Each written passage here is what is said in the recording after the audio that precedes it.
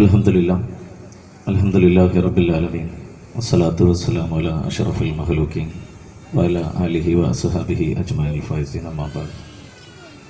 സർവാദരണീയായ ഉദ്ഘാടക കൊയിലാണ്ടി നഗരസഭ chairperson K Shantha teacher അവർകളെ, എൻ്റെ പ്രിയങ്കരനായ സഹപ്രവർത്തകൻ കൗൺസിലർ മനോജ് പാറ്റുളപ്പിൽ, ഈ പരിപാടിയുടെ അധ്യക്ഷൻ സമദ് കെ.വി., സ്വാഗത പ്രഭാഷകൻ ഫൈജാസ്, എല്ലാറ്റിലുമുപരി ഈ സദസ്സിനെ വളരെ ഹൃദയതയോടുകൂടി സ്വീകരിച്ച എൻ്റെ മുന്നിലിരിക്കുന്ന ബഹുമാന്യ വ്യക്തിത്വങ്ങളെ, അസ്സലാമു അലൈക്കും വറഹ്മത്തുള്ളാഹി വബറകാതുഹു. ഹസ്രത്ത് ഇബ്രാഹിം നബി അലൈഹി സ്വലാത്തു വസ്സലാമിൻ്റെയും മകൻ ഇസ്മായിൽ നബി അലൈഹി സ്വലാത്തു വസ്സലാമിൻ്റെയും ത്യാഗോജ്വലമായ ജീവിത കഥ അയവിറക്കുന്ന ബലിപെരുന്നാളിൻ്റെ അയ്യാമുത്ത് ശരീക്കിൻ്റെ അവസാനത്തെ ദിവസം ഇങ്ങനെ ഒരുമിച്ച് കൂടാൻ കഴിഞ്ഞതിൽ ആദ്യമായി അള്ളാഹുവിനെ സ്തുതിക്കുകയാണ്. ഇവിടെ അബ്ദുർ റസാഖ് ഹാജി എന്ന മഹാനെ അനുസ്മരിക്കുകയാണ്. വളരെയേറെ ബഹുമാനത്തോടു കൂടിയാണ് ഞാൻ ഈ വേദിയിൽ നിൽക്കുന്നത്. അതിലുപരി അല്പം ഭയപ്പാടോടെ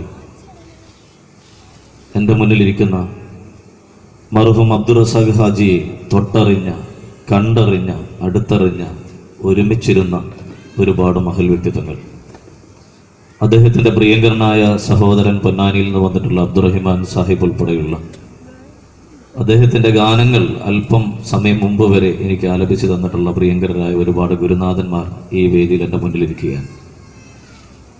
ഈ വേദിയിൽ നിൽക്കുമ്പോൾ സത്യത്തിൽ അല്പം പേടിയുണ്ട്. എവിടെയെങ്കിലും എന്തെങ്കിലും അപാകതകൾ വന്നിട്ടുണ്ടെങ്കിൽ നിങ്ങൾ ക്ഷമിക്കണം. അത് പറഞ്ഞ് എനിക്ക് ബോധ്യപ്പെടുത്തി തരണമെന്ന് കൂടി ഈ അവസരത്തിൽ ഞാൻ ആദ്യമായി നിങ്ങളോട് ഉണർത്തുകയാണ്. അബ്ദുർ റസാഖ് ഹാജി എന്ന ഒരു മഹാനെ ഇവിടെ പരിചയപ്പെടുത്തുമ്പോൾ ആരാധ്യനായ അള്ളാഹുവിൻ്റെ തൗഹീദിനെ കുറിച്ചും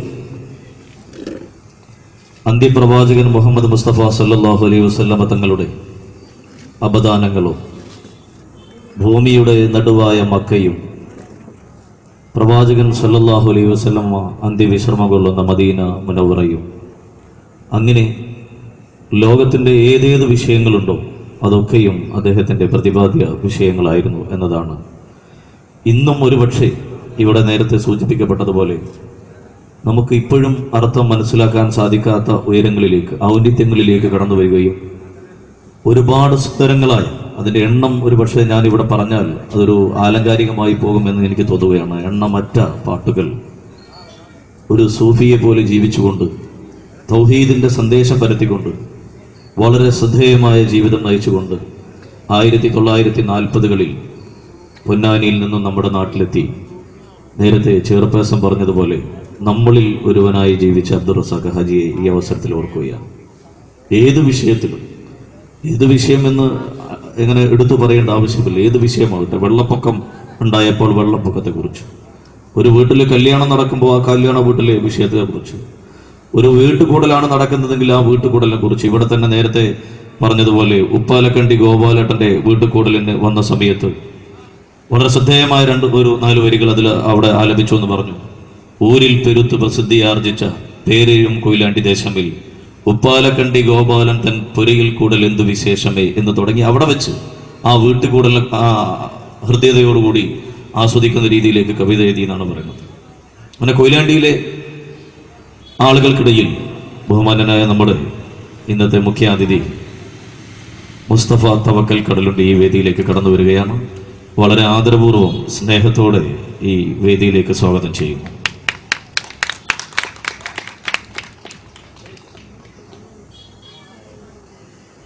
അങ്ങനെ കൊയിലാണ്ടിയിൽ എത്തിച്ചേർന്ന ബഹുമാന്യനായ അബ്ദുർ റസാഖ് ഹാജിയെ സംബന്ധിച്ചിടത്തോളം ഇവിടുത്തെ അഹ്ലു ബൈത്തിനോട്, ഇവിടുത്തെ തങ്ങന്മാരോട് അങ്ങേയറ്റം ഇഷ്ടമായിരുന്നു, അനുകമ്പയായിരുന്നു, വളരെയേറെ സൗഹൃദമായിരുന്നു. അതിൽ പേരെടുത്ത് വേണമെങ്കിൽ പറയാൻ പറ്റുന്ന ധാരാളം ആളുകൾ അദ്ദേഹത്തിന് സുഹൃത്തുക്കളായിട്ടുണ്ടായിരുന്നു എന്നാണ് പറയുന്നത്.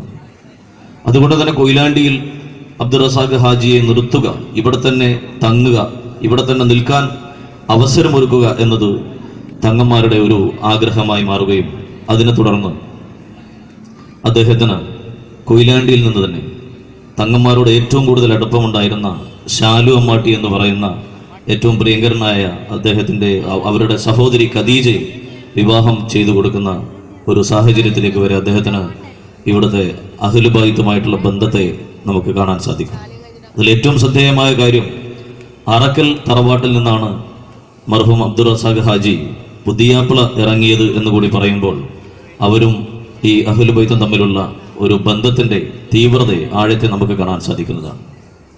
കൊയിലാണ്ടിയിൽ നടന്നു വന്നിരുന്ന, ആ കാലത്ത് നടന്നു വന്നിരുന്ന 3 ദിവസങ്ങളിലായി നടന്നു വന്നിരുന്ന ബദർ കിസ്സപ്പാട്ട് വടവൻ്റെ അവിടെ മമ്മൂക്കയും മർഹൂം അബ്ദുൾ റസാഖ് ഹാജിയും കൂടി അവതരിപ്പിക്കുമ്പോൾ ഏതാണ്ട് ഇശാഇന് തുടങ്ങി സുബഹിക്ക് ആ ബദർ കിസ്സപ്പാട്ട് അവസാനിക്കുമ്പോൾ കേട്ടിരിക്കുന്നവരെ സംബന്ധിച്ചിടത്തോളം അബുജാഹിലിനെയും അതുപോലെ തന്നെ ഹംസ റളിയല്ലാഹു അൻഹുവിനെയും ബദറിലെ ശുഹദാക്കളെയും ഒക്കെ ഇങ്ങനെ അവിടെ അവരുടെ മുമ്പിൽ കാണുന്ന രീതിയിൽ അവതരിപ്പിച്ചുകൊണ്ടാണ് ഒരു യുദ്ധം കണ്ട പ്രതീതിയിലേക്ക് ഈ സമൂഹത്തെ അവരുടെ മുമ്പിലിരിക്കുന്നവരെ കൊണ്ടുപോകാൻ സാധിച്ചു എന്നത് അദ്ദേഹത്തിൻ്റെ ആ ഒരു വൈഭവത്തെ എടുത്ത് സൂചിപ്പിക്കാവുന്നതാണ്.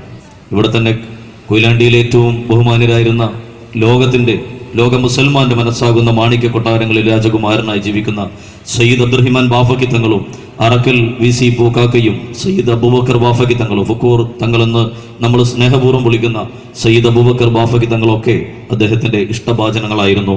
ഹാജിയെ അവരാണ് ഇവിടെ കൊയിലാണ്ടി തന്നെ നിൽക്കണമെന്ന് ഏറ്റവും കൂടുതൽ താല്പര്യപ്പെട്ടതും അവരായിരുന്നു.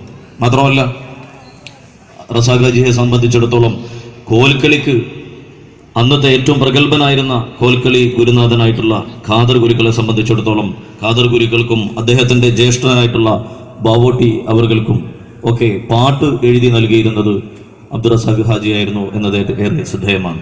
ഹാജിയുടെ വരികളാണ് യഥാർത്ഥത്തിൽ എറണാകുളത്ത് വെച്ച് നടന്ന ഒരു പരിപാടിയിൽ അന്നത്തെ പ്രധാനമന്ത്രിയായിരുന്ന ഇന്ദിരാഗാന്ധിയിൽ നിന്ന് ഒരു സമ്മാനം കിട്ടുന്ന രീതിയിലേക്ക്, ഒരു അവാർഡ് കിട്ടുന്ന രീതിയിലേക്ക് ആ ഖാദർ ഗുരുക്കളെ എത്തിച്ചത് എന്ന് വളരെയേറെ ശ്രദ്ധേയമായ കാര്യമാണ്.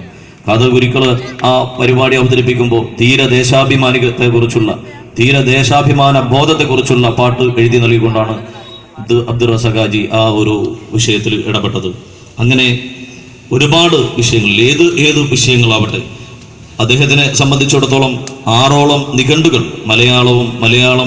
മലയാളത്തിൽ നിന്ന് ഇതര ഭാഷകളിലേക്കുള്ള നിഘണ്ടുകൾ അദ്ദേഹത്തിന് ഉണ്ടായിരുന്നതായിട്ടാണ് മനസ്സിലാക്കാൻ സാധിക്കുന്നത്. അദ്ദേഹത്തിന്റെ കത്തിടപാടുകൾ അറബി മലയാളം ലിപിയിലായിരുന്നു അദ്ദേഹത്തിന്റെ കത്തിടപാടുകൾ ഉണ്ടായിരുന്നതെന്ന് മനസ്സിലാക്കാൻ സാധിക്കുന്നു. അതോടൊപ്പം തന്നെ അദ്ദേഹത്തിന്റെ എഴുത്തിൽ അറബി മലയാളം എഴുതുമ്പോൾ പച്ചമഷിയായിരുന്നു അദ്ദേഹം ഉപയോഗിക്കാറുണ്ടായിരുന്നത് എന്നതും ഏറെ പ്രസിദ്ധമാണ്. അതിനിടയിലാണ് ആലുവ അബൂബക്കർ മുസ്ലിയാരുടെ അടുത്ത് അദ്ദേഹം എത്തുകയും ആലുവ അബൂബക്കർ മുസ്ലിയാരുടെ സമ്മതത്തോടുകൂടി തന്നെ അതിൽ ഏറെ പ്രസിദ്ധമായിട്ടുള്ള താജുൽ അദ്കിയ എന്ന് പറയുന്ന താജ് അദ്കിയ മാല എന്ന ഏറെ പ്രസിദ്ധമായിട്ടുള്ള ഒരു ഗ്രന്ഥത്തിന് അദ്ദേഹം രചന നൽകുന്നതും. തീർച്ചയായിട്ടും എനിക്ക് അതിൽ പറയാനുള്ളത് അലിഫ് മുതൽ യാ വരെയുള്ള എല്ലാ അക്ഷരങ്ങളെയും കോർത്തിണക്കിക്കൊണ്ട്, അലിഫ് മുതൽ യാ വരെയുള്ള മുഴുവൻ അക്ഷരങ്ങളെയും കോർത്തിണക്കിക്കൊണ്ടാണ് താജുൽ അദ്കിയ എന്ന് പറയുന്ന ആ ഒരു മാല നമ്മുടെ മുമ്പിലേക്ക് അവതരിപ്പിക്കപ്പെട്ടത്. അതോടൊപ്പം തന്നെ അദ്ദേഹത്തിന് ഏത് രീതിയിലാണ് വിലയിരുത്തേണ്ടതെന്നറിയില്ല. നിമിഷ കവിയായിരുന്നു, ഏറെ ശ്രദ്ധേയനായിരുന്ന ഒരു വൈദ്യനായിരുന്നു, ഒരു പ്രസിദ്ധനായ ഗായകനായിരുന്നു, ഗാന രചയിതാവായിരുന്നു. എല്ലാ പാട്ടിലും അദ്ദേഹത്തിന്റെ ഒരു പ്രത്യേകത, അദ്ദേഹത്തിന്റെ പേര് എല്ലാ പാട്ടിന്റെയും അവസാനത്തിൽ കടന്നു വരുന്നു എന്നുള്ളൊരു പ്രത്യേകത കൂടി ഈ അവസരങ്ങളിൽ നമ്മൾ ഓർക്കുകയാണ്. മാത്രമല്ല അദ്ദേഹത്തിനെ സംബന്ധിച്ചിടത്തോളം ഹജ്ജിന് പോവുക എന്നത് വല്ലാതൊരു ഇഷ്ടമായ ഒരു സാഹചര്യത്തെക്കുറിച്ച് പറയുന്നുണ്ട്. ഒരുപാട് ആഗ്രഹം, ഹജ്ജിന് പോകുന്നതിന് വേണ്ടി ധാരാളം പാട്ടുകൾ, മക്കയെക്കുറിച്ച് മദീനയെക്കുറിച്ച് ഹജ്ജിന് പോകാനുള്ള ഇഷ്ടത്തെക്കുറിച്ച് ധാരാളം പാട്ടുകൾ അദ്ദേഹം എഴുതിയിട്ടുണ്ട്. ബഹുമാനനായ സയ്യിദ് അബ്ദുറഹിമാൻ ബാഫക്കി തങ്ങളുടെയും അതുപോലെ തന്നെ വലിയ സീതി തങ്ങളുടെയൊക്കെ സമ്മതത്തോടുകൂടി അദ്ദേഹം തൻ്റെ യാത്ര ആരംഭിക്കുകയാണ്. പാട്ടുപാടി ബോംബെയിലെത്തുകയാണ്. ബോംബെയിൽ വെച്ച് അവിടെ വെച്ച് ഏറ്റവും പ്രഗത്ഭനായ ഒരു സൂഫി വര്യനെ കാണുകയാണ്. അദ്ദേഹത്തിൻ്റെ ദർഗയിൽ ചെല്ലുകയാണ്. അബ്ദുറഹിമാൻ ബാവ ബോംബെ നഗർദൻ ജീവ എന്ന് പറയുന്ന ഗാനം ആലപിക്കുന്നു. അവിടെ വെച്ച് അദ്ദേഹം കപ്പലിൽ ഹജ്ജിന് പോകുന്നു. 14 ദിവസം എങ്ങാനും നീണ്ടുനിന്ന യാത്രയാണെന്നാണ് പറയുന്നത്. അങ്ങനെ ഒരുപാട് ഇഷ്ടമായിട്ടുള്ള പ്രദേശത്തെത്തുകയാണ്. ഇവിടെ നിന്ന് സയ്യിദ് അബ്ദുറഹിമാൻ ബാഫക്കി തങ്ങളും ബഹുമാനനായ മർഹൂം അബ്ദുൾ റസാഖ് ഹാജിയും ഒരേ കപ്പലിലാണ് അവിടെ ഇറങ്ങുന്നത് എന്നത് തന്നെ ഒരു യാദൃശിക സംഭവമായിട്ട് നമുക്ക് പറയാൻ സാധിക്കും. അങ്ങനെ അവിടെ ഇറങ്ങുകയും ഹജ്ജിന്റെ തുടർന്ന് സയ്യിദ് അബ്ദുറഹിമാൻ ബാഫക്കി തങ്ങൾക്ക് പനി പിടിച്ചു എന്നാണ് പറയുന്നത്. പനി പിടിക്കുകയും അങ്ങനെ പനി പിടിച്ചു കിടക്കുന്ന സയ്യിദ് അബ്ദുറഹിമാൻ ബാഫക്കി തങ്ങളെ അബ്ദുൾ റസാഖ് ഹാജി പരിചരിച്ചുവെന്നും അങ്ങനെ 6 മാസത്തോളം മക്കയിൽ ചിലവഴിച്ചതിന് ശേഷമാണ് നാട്ടിലേക്ക് തിരിച്ചു വന്നതെന്ന് പറയുന്നു. മക്കളിൽ നിന്ന് നമുക്കറിയാം അഹമ്മദ് എന്ന് പറയുന്ന അദ്ദേഹത്തിന്റെ മകൻ, അഹമ്മദ് എന്ന് പറയുന്ന മകൻ 2 കൈകൾ കൊണ്ടും 2 കൈകളും യഥേഷ്ടം സഞ്ചരിച്ചുകൊണ്ട് ഹാർമോണിയം വായിക്കുന്ന അതിപ്രഗത്ഭനായ ഒരു വ്യക്തിയായിരുന്നു അദ്ദേഹം. ഇന്ന് നമ്മോടൊപ്പമില്ല. അതോടൊപ്പം തന്നെ ഈ അനുസ്മരണത്തിന് വേണ്ടി എന്നെ ഏറെ സഹായിച്ചിട്ടുള്ള എല്ലാ പാട്ടുകളും മനസ്സിൽ സൂക്ഷിക്കുന്ന പ്രിയങ്കരനായ ഹംസ സാഹിബ്, അതുപോലെ അബ്ദുറഹിമാൻ ക, സൈനബ, റുക്കിയ എന്നീ മക്കളാണ് അവർക്കുള്ളത്. ഈ ഒരു വിഷയം ഇവിടെ അവതരിപ്പിക്കുമ്പോൾ വളരെ വേദനയോടുകൂടി പറയാൻ ഞാൻ ആഗ്രഹിക്കുന്നത് 1962 കോഴിക്കോട് വെച്ചുള്ളൊരു യാത്രാമധ്യേ അദ്ദേഹത്തിന് അസ്വസ്ഥത വരുന്നു. അദ്ദേഹത്തെ കോട്ടപ്പുറം ഹോസ്പിറ്റലിൽ കൊണ്ടുപോകുന്നു. അവിടെ വെച്ച് അദ്ദേഹം മൗത്താവുകയാണ്. അതിലും ഒരു പ്രത്യേകതയുണ്ട്. കൊയിലാണ്ടിയിൽ നിന്ന് അന്ന് ബാഫക്കി തങ്ങളുടെ കാർ, പ്ലൈമൗത്ത് കാർ എന്നാണ് എനിക്ക് മനസ്സിലാക്കാൻ സാധിച്ചത്. അങ്ങനെ നീളം കൂടിയ ആ കാറ് അബ്ദുൾ റസാഖ് ഹാജിക്ക് വേണ്ടി കോഴിക്കോട്ടേക്ക് സഞ്ചരിക്കുകയാണ്. തിരിച്ചു വരുമ്പോൾ ഡ്രൈവർ ഉസ്മാൻ വണ്ടി ഓടിക്കുകയാണ്. ഉസ്മാൻ എന്ന് പറയുന്ന വ്യക്തി വണ്ടി ഓടിക്കുമ്പോൾ ഒരു പ്രദേശത്തിന്റെ മുഴുവൻ, ഒരു നാടിന്റെ മുഴുവൻ ഇഷ്ടഭാചനമായിരുന്ന തൻ്റെ പ്രവർത്തനങ്ങൾ മുഴുവൻ തൗഹീദിനു വേണ്ടി, ഈ തൻ്റെ അറിവുകൾ മുഴുവൻ മറ്റുള്ളവർക്ക് പകർന്നു നൽകിയ, കടപ്പുറത്തിരുന്ന് അവിടുത്തെ മണൽ തട്ടകളിൽ അക്ഷരങ്ങൾ കുറിച്ചു കൊടുത്തുകൊണ്ട് അറിവ് പകർന്നു കൊടുത്തിട്ടുള്ള വലിയൊരു പണ്ഡിതനെ, ഖുർആനിന്റെ ഒരുപാട് വശങ്ങളെ ഈ സമൂഹത്തിന് പറഞ്ഞു കൊടുത്തിട്ടുള്ള ഏറ്റവും പ്രഗത്ഭനായ ഒരു വ്യക്തിയുടെ മയ്യത്തുമായിട്ടാണ് ആ പ്ലൈമൗത്ത് കാർ തിരിച്ച് കേരളത്തിൽ ഈ കൊയിലാണ്ടിയിലേക്ക് വന്നത്. ഇന്നും അബ്ദുൾ റസാഖ് ഹാജി നമ്മോടൊപ്പം ജീവിക്കുകയാണ്. അദ്ദേഹത്തിന്റെ ഓർമ്മകൾ നമ്മോടൊപ്പം ജീവിക്കുകയാണ്. ഏറെ ശ്രദ്ധേയമായ രീതിയിൽ ജീവിക്കുകയാണ്. അത് തന്നെ എനിക്ക് തോന്നുന്നത് ഏറ്റവും പ്രഗത്ഭനായിട്ടുള്ള, ഇന്ന് കേരളത്തിൽ അബ്ദുൾ റസാഖ് ഹാജിയുടെ ഗാനങ്ങൾ ഏറെ ശ്രദ്ധേയമായ രീതിയിൽ ആലപിക്കുന്ന മുസ്തഫ തവക്കൽ കടലുണ്ടി എൻ്റെ ഉമ്മയുടെ നാട്ടുകാരനാണ്. എനിക്ക് ഏറെ പ്രിയമുള്ള, ഇഷ്ടമുള്ള ഈ മുസ്തഫ തവക്കൽ കടലുണ്ടി അദ്ദേഹത്തിന്റെ സ്മരണകളെ ഇവിടെ അയവിറക്കുകയാണ് അദ്ദേഹത്തിന്റെ പാട്ടുകളിലൂടെ. തീർച്ചയായിട്ടും നമ്മോടൊപ്പം ഇന്നില്ലാത്ത ഒരുപാട് ഔന്നത്യങ്ങളിലേക്ക് എത്തിച്ചേർന്നിട്ടുള്ള, നമുക്ക് മനസ്സിലാക്കാൻ സാധിക്കുന്നതിനപ്പുറമുള്ള ഔന്നത്യങ്ങളിൽ എത്തിച്ചേർന്നിട്ടുള്ള അബ്ദുൾ റസാഖ് ഹാജിയുടെ ഖബറിടത്തെ അള്ളാഹു സ്വർഗ്ഗപ്പൂന്തോപ്പാക്കി കൊടുക്കുമാറാവട്ടെ. അതോടൊപ്പം തന്നെ അദ്ദേഹത്തിന്റെ കാലഘട്ടങ്ങളിൽ ഈ കലകളെയൊക്കെ സമ്പന്നമാക്കിയ കെ ഖാദർ ഗുരുക്കളനും അതുപോലെ തന്നെ ബാവോട്ടിക്ക, അങ്ങനെ ഒരുപാട് വ്യക്തിത്വങ്ങൾ ഈ സമ്പന്നമാക്കിയവരാണ്. അവരുടെയൊക്കെ ഖബറിനെ അള്ളാഹു സ്വർഗ്ഗത്തോമ്പാക്കി കൊടുക്കുമാറാവട്ടെ.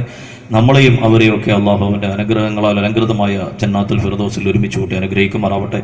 ധാരാളം പാട്ടുകളിലൂടെ പാടാനുണ്ട്.